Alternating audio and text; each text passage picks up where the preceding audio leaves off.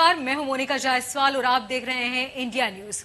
कयामत से कयामत तक, क्योंकि अब जल जाग उठा है। इंसानी जिंदगी पर खतरा मंडराने लगा है। शहरें समंदर का रूप ले चुकी हैं। सड़कों पर भी गाड़ियां नहीं बल्कि नाव चल रही है।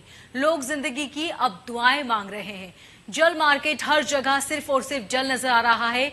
पूर्वी पश्चिम और उत्तरी दक्षिण तक महाप्रलय मचा हुआ है। अब लोगों को राहत मिलती नजर आ रही है। ऐसा लग रहा है जैसे मानो बात कयामत तक पहुंच गई हो।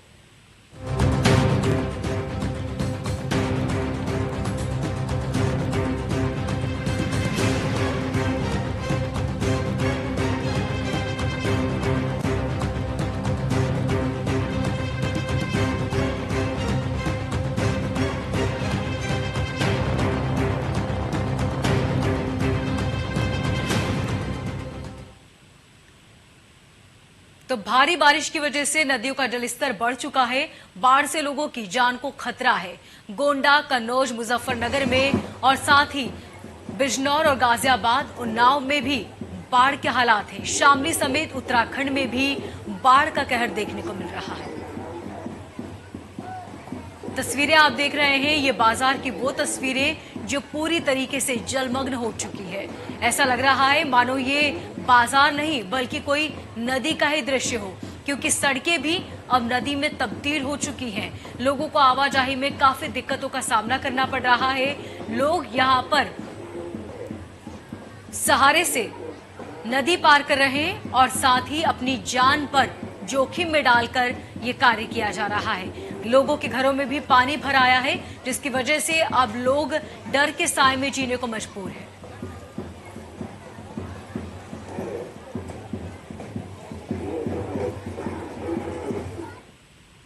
और चलिए अब आपको 6 तस्वीरें दिखाते हैं जहां पर हम देखेंगे बारिश का मंजर।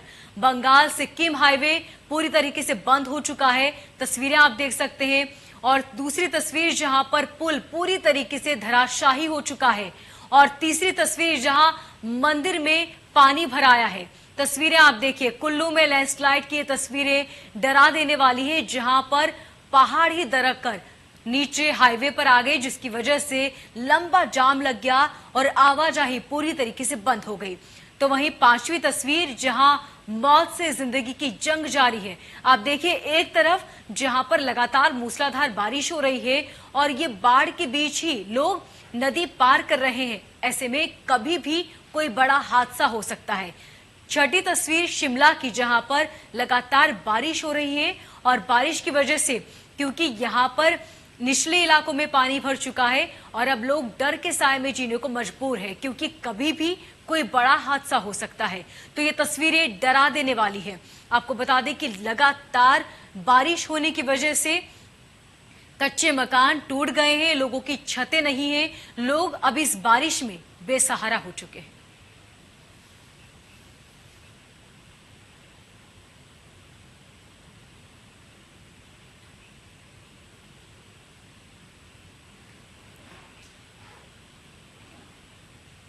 और हमारे साथ हमारे दो संवाददाता जुड़ेंगे, संतोष और राजेंद्र, जिनसे हम जानेंगे कि फिलहाल वहां पे क्या कुछ हालात हैं। संतोष, सबसे पहले मैं आपके पास आना चाहूंगी। वाराणसी में इस वक्त आप मौजूद हैं। वाराणसी में क्या कुछ हालात हैं?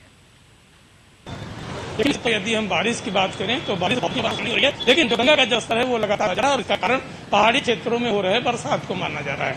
यदि हम बीते 24 घंटे की बात करें तो बीते 24 घंटे में गंगा के जलस्तर में लगभग 8 फीट की बढ़ोतरी है। ये 8 फीट की बढ़ोतरी होने से सबसे जो बड़ा प्रभाव पड़ा है, उस घाट का संपर्क मार्ग टूट गया है। पानी बाढ़ की पानी भरी है, लिहाजा लोग दूसरे रास्ते का ध्यान देना पड़ रहा है। जो इससे जुड़ी हुई जो परेशानियां हैं, वो नाव संचालन में दिक्कतें आ रही हैं। जो घाट पे पर्यटक घूमने जा रहे हैं वो घाट का व्यू नहीं ले पा रहे हैं। और इन सबसे बड़ी बात वो कि जो पर्यटक होते हैं जिनको स्नान ध्यान करना है, चौकियां सुरक्षित जगह पे लगाई जा रही हैं या लोग हट चुके हैं।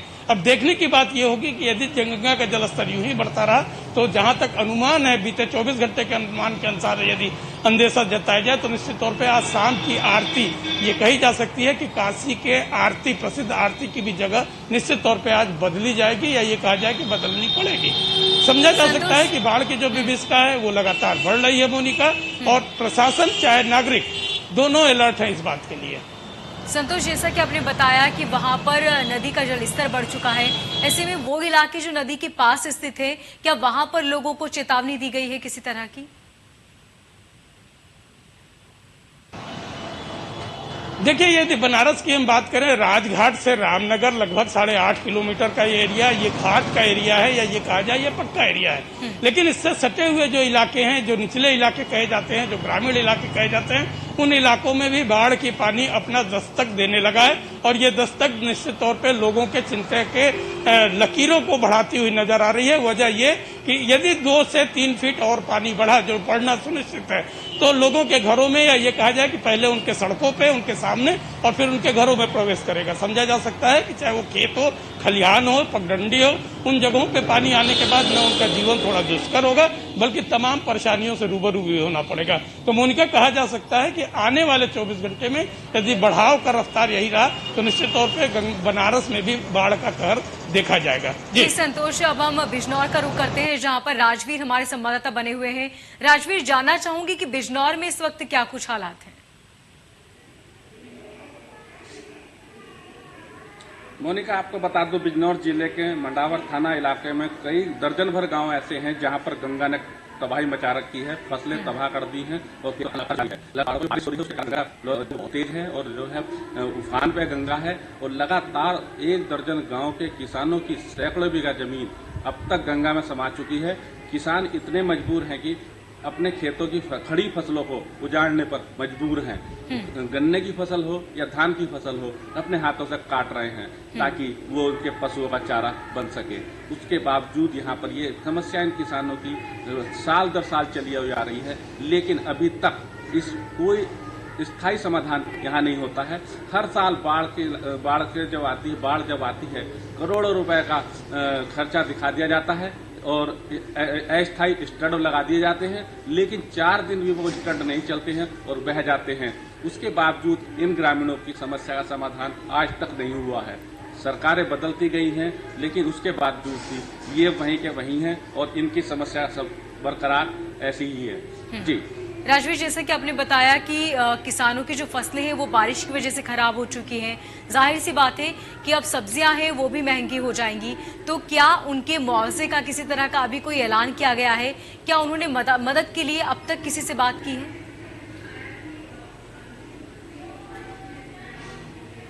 मोनिका, बिल्कुल आपका सही सवाल है। चूंकि जब फसलें तबाह हो रही हैं, सब्जियां तबाह हो रही हैं, गंगा के किनारे के इलाके में सब्जियां लगाई जाती हैं और जब सब वो गंगा में बह गई हैं, उसकी वजह से कहीं ना कहीं महंगाई का भी सामना करना पड़ेगा। और किसानों की मांग है कि उनका जो मुआवजा है वो सरकार को देना चाहिए। किसान लगातार मांग कर रहे हैं, लेकिन उसके बावजूद अभी तक उनकी जो मांगे हैं वो किसी ने सुनी नहीं है। मुआवजे का कहीं कोई अभी अता पता नहीं है। चूंकि अफसर जाते हैं, इलाके का दौरा करते हैं और आश्वासन देकर अपने घर चले आते हैं, लेकिन जो किसान है वो कहीं ना कहीं इन परेशानियों का सामना कर रहा है। उनकी जो लाखों रुपए की जो लागत से जो फसल खड़ी हुई थी, लहला रही थी जो फसलें, वो सब तबाह होती जा रही हैं, क्योंकि लगातार कटान जारी है। अगर मैं आपको बता दूं मोनिका, अगर ये बारिश का सिलसिला अभी थमा नहीं और लगातार जो पहाड़ों में जो बारिश हो रही है, अगर और बारिश हो जाती है तो कहीं ना कहीं जो उत्तराखंड डैम है वहां से पानी छोड़ा जाएगा और वो गंगा में और फ्लो बढ़ाएगा और उफान पे गंगा होगी, जिसके कारण तेजी से कटान हो सकता है और भी गांव इसकी जद में आ सकते हैं। बिल्कुल राजवीर, वाकई चिंता का विषय है। भगवान सिंह हमारे संवाददाता पौड़ी से हमारे साथ बने हुए हैं, उनका रुख कर लेते हैं। भगवान सिंह, फिलहाल पौड़ी में क्या कुछ हालात हैं?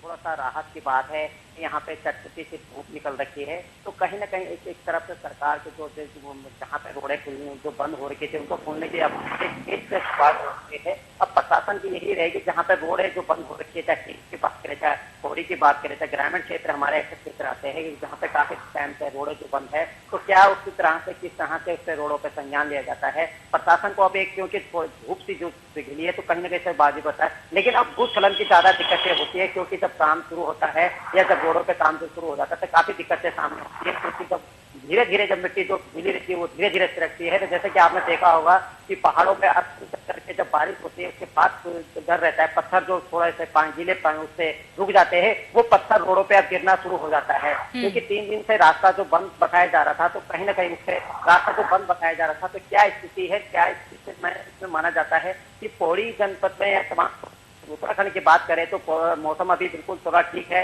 अब हालांकि अभी धूप भी है, लेकिन अभी कोई पता नहीं है। कहते हैं कि बारिश का उसका पता नहीं चलता कब बारिश आ जाए कब आए, लेकिन प्रशासन अपनी मौसम विभाग ने जो 1 अगस्त तक अपनी जो ग्रीन जोन का बात कर रखी है, पौड़ी जिले की बात करें, टिहरी की बात करें, चाहे रुद्रप्रयाग की बात करें, तमाम सभी जिले हमारे जो पहाड़ी क्षेत्र जिले आते हैं उनमें तमाम ठीक। तो पहाड़ी क्षेत्र जो है उनके लिए तबाही का मंजर और भी ज्यादा है और परेशानी भी बढ़ी। भगवान सिंह राजवीर, आप हमारे संग जुड़े। संतोष, आप सभी का तमाम जानकारी के लिए बहुत शुक्रिया। और आज आप बात करेंगे मैदानी इलाकों में तबाही की, क्योंकि इन मैदानी इलाकों में हालात ये हैं कि न तो कोई घर के बाहर सुरक्षित है और न ही घर के अंदर। नदियां उफान पर है और लोगों की जिंदगी अब मुश्किल में फंसी हुई है।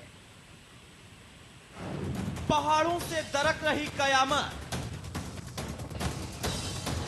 नदियों से निकल रही आफत, उत्तर में बादल बना ब्लास्टर, पूरब से पश्चिम तक डिजास्टर। कोरोना का जख्म अभी भरा भी नहीं था कि आसमान से आफत बरसने लगी। जहां लोग कोरोना से राहत की उम्मीद लगाए बैठे थे, उन्हें क्या पता था कि कुदरत का कहर अभी आना बाकी है। पहाड़ हो या मैदान, उत्तर हो या दक्षिण, पूरब हो या पश्चिम, हर तरफ सिर्फ और सिर्फ तबाही है। चाहे जन्नत कश्मीर में हो या फिर देवभूमि उत्तराखंड, तबाही का मंजर ऐसा है कि मानो कुदरत सब कुछ खत्म करने पर आमादा हो। अब आप यमुना की तस्वीर देख लीजिए। कभी सूखने के कगार पर पहुंचने वाली यमुना अब तांडव मचाने को तैयार है।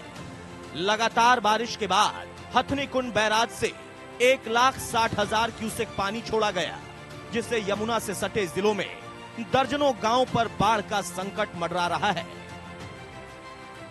वहीं यमुना में जलस्तर बढ़ने के बाद शासन प्रशासन को अलर्ट कर दिया गया है। यमुना में जलस्तर बढ़ने से शामली के कई गांव और गांव के लोग सहमे हैं। हमारे द्वारा यहाँ की जो ये लगाए गए हैं कावड़ मेले को देखते हुए, कोई यहाँ डूबता है उसकी मदद करना, उसको निकालना, यही हमारा काम है। अच्छा सर, कावड़ तो अभी निरस्त कर दी गई? कावड़ निरस्त कर दी, कोई और भी श्रद्धालु आते ही रहते हैं यहाँ जब तक। जी, तब तक आपकी ड्यूटी रहेगी? जब तक आप 6 तारीख तक हमारी ड्यूटी रहेगी। अच्छा, से अब तक यमुना का जल स्तर कितना बढ़ा है सर? कम से कम ऐसा बढ़ गया, कोई 1.5 मीटर के करीब। 1.5 मीटर बढ़ गया कल? बढ़ गया जी। तो क्या आगे आने वाले समय में और बढ़ सकता है? और बढ़ने की उम्मीद है, अभी करीब 1-1.5 फीट। तो आसपास के जो गांव हैं उनके लिए क्या व्यवस्था की गई है? उनके लिए पटवारी करेगा व्यवस्था, हम तो यहाँ घाट के लिए हैं। ठीक। नदियों में बढ़ते जलस्तर के बाद अब आप कानपुर देहात की इस तस्वीर को देखिए। लगातार हो रही बारिश से एक कच्चा मकान ढह गया, जिसमें एक ही परिवार के कई लोग दब गए। देखते ही देखते पूरे परिवार की जान आफत में आ गई। ग्रामीणों और पुलिस की टीम ने कड़ी मशक्कत के बाद मलबे में दबे लोगों को बाहर निकाला, तब जाकर लोगों के जान में जान आई। लेकिन यह हालात सिर्फ कानपुर देहात में ही नहीं है। आम इंसान तो इंसान, शहरी और ग्रामीण इलाके के लोगों के साथ पड़ रहा है। आम जनजीवन प्रभावित है। अगर किसानों की बात करें तो किसानों पर भी बहुत सारा इसका क्या फर्क पड़ा है। हमारे साथ में कुछ किसान हैं, उनसे बात करना चाहेंगे। जी, आपका नाम और किस तरह से फसल पर प्रभाव? क्या नाम है आपका? आपका क्या नाम? गोपी जी, आप यहाँ घूम रहे हैं, क्या मामला? जी, पानी से तो फसल खराब हो रही है सारी। अच्छा, चारा भी खत्म है, सब चीज खत्म है, बहुत असर पड़ता है जिससे। अच्छा जी, कोई सरकारी कर्मचारी सुध लेना आया हो? अभी तो कोई आया नहीं। कोई नहीं है? हाँ जी, सही। बिल्कुल, देखिए, कोई अभी तक सुध लेने वाला नहीं है। और किसान जो है पशुओं के चारे के लिए खेत भर खेत भटक रहे हैं ताकि उन अपने पशुओं का जो है पेट पाल सके। एक किसान और हमारे साथ में है, उनसे भी बात कर।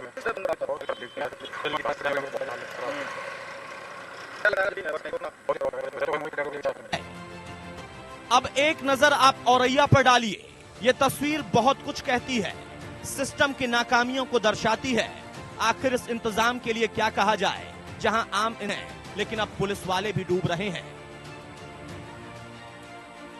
ये तस्वीर सिर्फ औरैया की ही नहीं, मथुरा में भी थाने में पानी भरने से परेशानी बढ़ गई। हालात तो ये हैं कि थाने से पानी निकालने के लिए पंपिंग सेट की मदद ली जा रही है। नदियों का लगातार बढ़ता जलस्तर निचले इलाकों में रह रहे लोगों की परेशानी का सबब बन सकता है। मथुरा में यमुना खतरे के निशान के करीब है, लेकिन अगर पहाड़ी इलाकों में बारिश लगातार होती रही तो बढ़ते जलस्तर से लोगों की परेशानी बढ़नी तय है। देश में बने जल प्रलय के हालात को अब मद्देनजर मथुरा प्रशासन अब अलर्ट हो गया है। अगर मथुरा की बात करें तो मथुरा का ये जो यमुना जल है उसका भी जल स्तर बढ़ता जा रहा है। बताया जा रहा है कि जिस तरह से लगातार पहाड़ों पर हो रही मूसलाधार बारिश के बाद हथनी के उनसे छोड़े गए पानी का असर अब धीरे धीरे मथुरा की यमुना नदी पर भी पड़ने लगा है। आप देख सकते हैं कि किस तरह से जो यमुना का जल है वो धीरे धीरे बढ़ता जा रहा है और जो अभी भले ही यहाँ डेंजर लेवल से काफ़ी नीचे हो, लेकिन फिर भी जो स्तर है उसका लगातार बढ़ना यहाँ के लोगों की लिए समस्या का सबब बनता जा रहा है। लोगों को कहना है कि अगर इससे अधिक जल स्तर बढ़ता है तो उनके लिए खासी परेशानियों का सामना यहाँ करना पड़ेगा। और जिस तरह से सामने का जो इलाका है वो बेहद निचला इलाका है। इस निचले इलाके में थोड़ा अधिक पानी बढ़ते ही गाँव की तरफ पानी अपना रुख कर लेता है और गाँव में पानी भर जाता है, तो इस इलाके के लिए भी खासी समस्याओं का, दिक्कतों का सामना करना पड़ता है। अगर आपको मैदानी इलाकों की तबाही का मंजर देखना हो तो इन 8 तस्वीरों को देखिए। जहां बिजनौर में गंगा कटान से तबाही मचाने को तैयार है, तो मथुरा और शाम यमुना भी प्रलयंकारी रूप धारण कर सकती है। इन 8 तस्वीरों के अलावा अब आप इटावा की तस्वीर को देखिए। मतलब यहाँ तो हद ही हो गई कि सड़कों पर लबालब पानी, अंडरपास में पानी, मतलब जिधर देखो उधर सिर्फ पानी और पानी की कहानी। इटावा के सिविल लाइन के पीछे ये बना यह रेलवे का अंडरपास आप देख सकते हैं। पिछले कई वर्षों से जब जब बारिश होती है तो ये एक बड़ा जलाशय के रूप में यहाँ पूरा हो जाता है और गाड़ियां यहाँ आए दिन फंसती हैं। आजकल तो स्कूल बंद हैं, लेकिन कई बार तो कई प्रसिद्ध स्कूलों की भी गाड़ियां फंसी, बच्चे भी फंस गए और रोडे की भी फंसी रही हैं। आप देख सकते हैं मेरे पीछे आप कुछ लोग दिखाई पड़ रहे हैं जहां उनका एक ट्रैक्टर फंसा हुआ है। कुछ किसान हैं जो अपने खेतों की तरफ जा रहे थे और उनका ट्रैक्टर फंस जाने के कारण आज वो बेचारे अपनी ट्रॉली को वहीं छोड़ गए हैं। मैं दिखाना चाहूंगा कि मेरे पीछे जो ट्रैक्टर खड़ा है वो बंद पड़ गया था, पूरा पानी में डूब जाने के कारण लगातार इसका ट्रैक्टर डैमेज हुआ है। अब इन किसानों ने उन लोगों को अपने जो मैकेनिक्स हैं उनको बुलाया है। पानी की स्थिति ये है कि ये पूरे 1.5 किलोमीटर का ये जो पूरा अंडरपास है इसमें पानी ही पानी भर जाता है। वहीं प्रशासन पे कहीं ना कहीं एक सवालिया निशान छूट जाता है। अंडरपास तो अंडरपास, जिला अस्पताल में भी पानी भरने से लोगों की परेशानी बढ़ गई। आम लोगों के साथ साथ जनता का भी हाल बेहाल है। इस समय मैं इटावा के जिला अस्पताल पर हूं। देख सकते हैं कि लगातार 3 दिन से बारिश हो रही है। बारिश होने की वजह से तीमारदार और सभी लोगों को पानी से होकर गुजरना पड़ रहा है। जहां एक तरफ लगातार प्रशासन ये दावे कर रहा था कि पानी की निकास की पूरी व्यवस्था की जाएगी, लेकिन ये जो मंजर है आप देख सकते हैं, ये जिला अस्पताल है इटावा का, मोती झील का, लेकिन खुद भी ये जिला अस्पताल एक तरह से झील की तरह में तब्दील हो गया है। जहां मैं आपको इस बुलेटिन में फिलहाल इतना ही। लगातार खबरों को जानने के लिए देखते रहिए इंडिया न्यूज।